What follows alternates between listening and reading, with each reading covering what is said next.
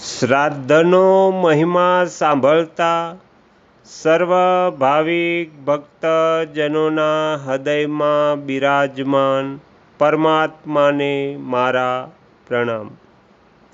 શ્રાદ્ધનો મહિમા જેમના અત્યાર સુધીમાં આપણે 4 ભાગ સાંભળ્યા છે. આજે આપણે 5મો ભાગ સાંભળીશું. હરિ ઓમ.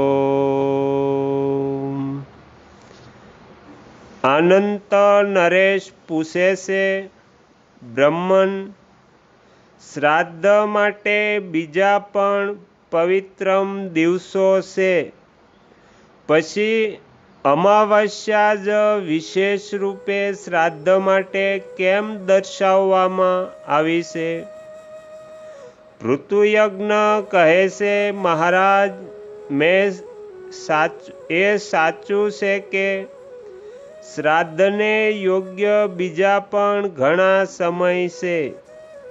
મન્વવાદી તિથિ, યુગાદી તિથિ, સંક્રાંતિ કાળ, વ્યતિપાત, ગજચ્છાયા, ચંદ્રગ્રહણ તથા સૂર્યગ્રહણ. આ બધા દિવસોમાં પિતૃઓની તૃપ્તિના માટે શ્રાદ્ધ કરવું જોઈએ.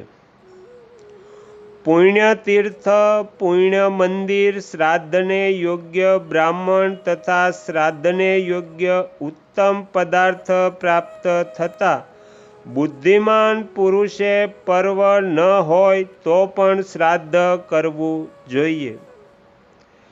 અમાવસ્યા જે વિશેષ રૂપે શ્રાદ્ધના માટે આપવામાં આવ્યો છે તેનું કારણ કહું છું.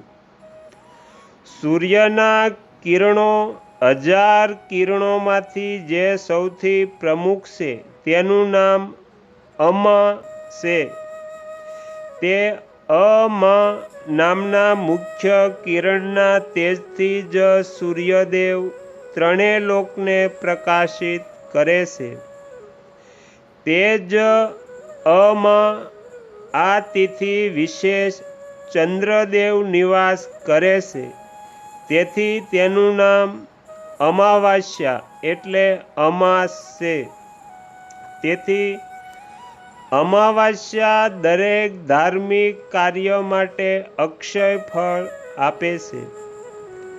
શ્રાદ્ધ કર્મમાં તો એનું વિશેષ મહત્વ છે.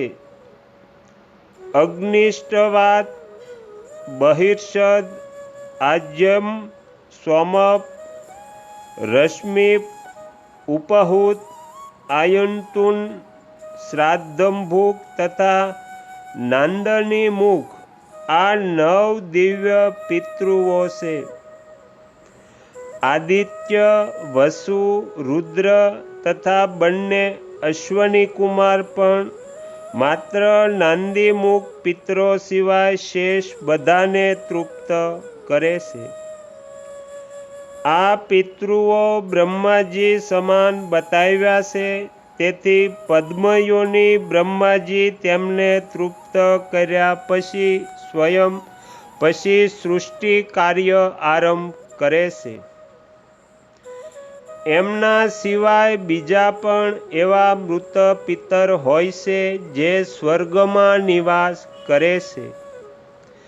તે 2 પ્રકારના હોય છે, એક તો સુખી છે અને બીજા દુઃખી.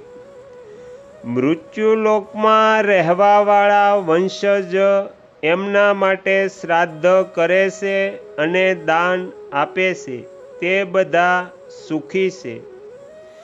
જેમના માટે તેમના વંશજ કંઈ પણ દાન કરતા નથી તે બધા ભૂખ તરસથી વ્યથિત થઈને દુઃખી જોવામાં આવે છે. એક સમયની વાત છે, અગ્નિશ્વાત વગેરે પિતૃઓ દેવરાજ ઇન્દ્ર પાસે ગયા. ઇન્દ્રએ તેમને આવેલા જોઈને બધા દેવતાઓ સાથે તેમનું પૂજન કર્યું.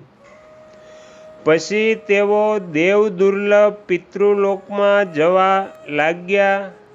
ત્યારે શુદ્ધા પીપાસાથી વ્યથિત રહેવાવાળા મૃત્ય પિતૃઓએ દિવ્ય સ્તોત્ર વડે પિતૃ સૂતકના મંત્રોથી તથા પિતરોને સંતુષ્ટ કરનારા બીજા વૈદિક સ્તોત્રોથી તે બધાની સ્તુતિ કરીને દીનતાપૂર્વક વચનો દ્વારા તેમને પ્રસન્ન કર્યા.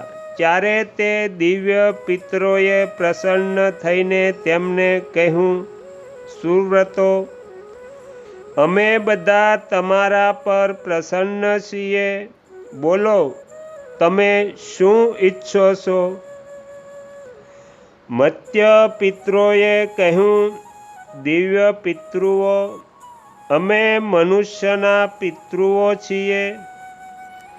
પોતાના કર્મો દ્વારા મૃત્યુલોકમાંથી સ્વર્ગમાં આવીને દેવતાઓની સાથે નિવાસ કરીએ છીએ, પરંતુ અહીં અમને ભયંકર ભૂખ તરસનું કષ્ટ થાય છે. એવું લાગે છે કે અમે અગ્નિમાં બળી રહ્યા છીએ. અહીંના નંદન વગેરે વનોમાં બહુ સુંદર વૃક્ષો છે. બધા વૃક્ષોમાં ફળ લાગેલા છે, પરંતુ તે ફળોને અમે જ્યારે હાથમાં લઈએ છીએ અને યત્નપૂર્વક જોરથી ખેંચીએ છીએ તો પણ તે તૂટતા નથી. તુષાથી વ્યથિત થઈને જો અમે દેવનદી ગંગાનું જળ હાથમાં લઈએ છીએ અને પીએ છીએ, ત્યારે તે જળ અમારા હાથમાં આવતું નથી. આ સ્વર્ગમાં કોઈ ખાતું પીતું નથી દેખાતું, તેથી અહીંનો નિવાસ અમારા માટે અતિ ભયંકર થઈ ગયો છે. અહીં તો દેવતાઓ અને ગૃહક વગેરે છે, તે બધા વિમાનમાં બેઠેલા પ્રસન્ન દેખાય છે. તેમને ભૂખ તરસનું કષ્ટ નથી. તેઓ અનેક પ્રકારના ભોગોથી સંપન્ન છે. શું અમે લોકો પણ કદી તેમના જેવા થઈ શકીશું? ભૂખ તરસના કષ્ટથી તો અમને સંતોષ થશે ખરો? તો અહીંયા શ્રાદ્ધનો મહિમા જેમનો 5મો ભાગ સમાપ્ત થાય છે. હવે પછીના વિડીયોમાં આપણે 6થો ભાગ સાંભળીશું. તમે તમારો કિંમતી સમય આપી એકાગ્ર ચિત્તે પ્રસન્નતાપૂર્વક શ્રાદ્ધનો મહિમા સાંભળ્યો એ બદલ હું આપ સૌનો ખૂબ ખૂબ આભાર વ્યક્ત કરું છું અને આશા પણ રાખું છું કે તમને સાંભળવો ગમ્યો હશે. જો ગમ્યો હોય તો બીજા 5 લોકોને પણ સંભળાવજો. શ્રી સદગુરુ દેવની જય. આગળના વિડીયો જોવા માટે આ ચેનલને સબસ્ક્રાઈબ કરો અને જો આ વિડીયો પસંદ આવ્યો હોય તો લાઈક કરો.